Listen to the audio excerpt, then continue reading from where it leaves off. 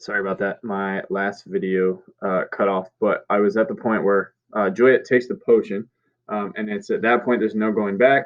Juliet chooses the friar's plan is set in motion, and that includes the fact that Romeo needs to hear from the friar what the plan is, um, because he's in Mantua, and he's kind of separated from Juliet and is needing to find a way back.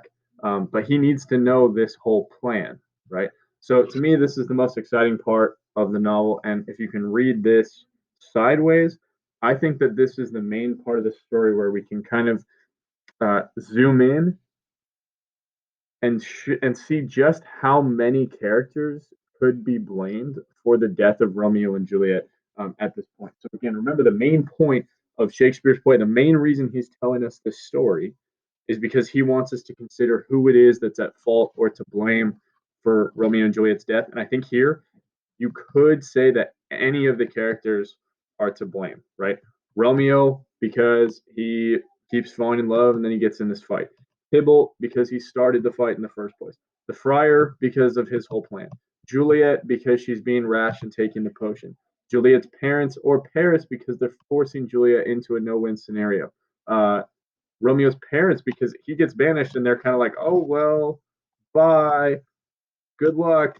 If you need help, ask somebody else, right? And then just the fact that the feud exists in general, or even the prince because he said that he would kill Romeo if he fought again, but then he just banishes him.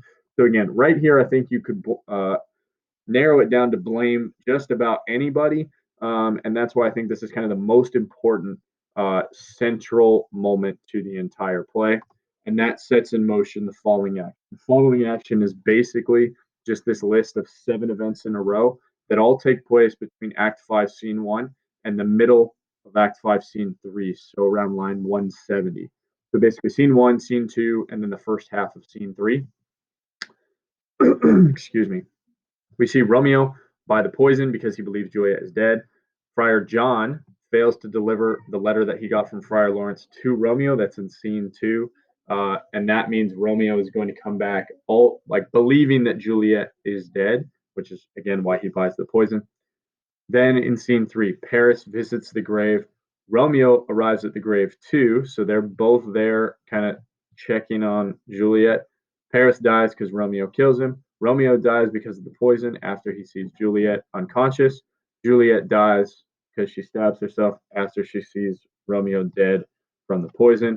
All of that, I think, is a direct consequence of the climax, which is why I'm calling it the falling action. And then last but not least, we get to the resolution. That's just the end of Act 5, Scene 3, from line 171 to the end of the play. And it's mostly the prince that does the job of trying to resolve everything that took place. He asks everyone what happened, they give their testimonies, and he's trying to get to the bottom of why they died as well, which, if you remember, is what Shakespeare wants us to learn from the play. Why did Romeo and Juliet die? The prince is trying to figure that out. Now, the prince says that it's like the family's fault. You can agree with this or disagree with this. That's just his opinion. You could say that he is biased, like he would never blame himself, right? And also, it'd be pretty harsh to just like blame Romeo and Juliet since they're dead on the ground, like right in front of him, which would be kind of awkward. So for him, I think there's some other reasons why he might blame the family besides just the family truly being at fault. You could argue that. So in the end, though, what he really does is he just declares that this is a tragedy, and he says, "All right, we're gonna move on, not have any punishments," and that's when the prologue is proved to be true, right? Shakespeare said that Romeo and Juliet's death would cause their parents to stop fighting anymore, and that's what happens. Montagues and the Capulets make peace, even though Romeo and Juliet are dead. That's it for the review. Please complete these 2 packet pages, send in the picture. If you have questions, please let me know at office hours, and have a great day.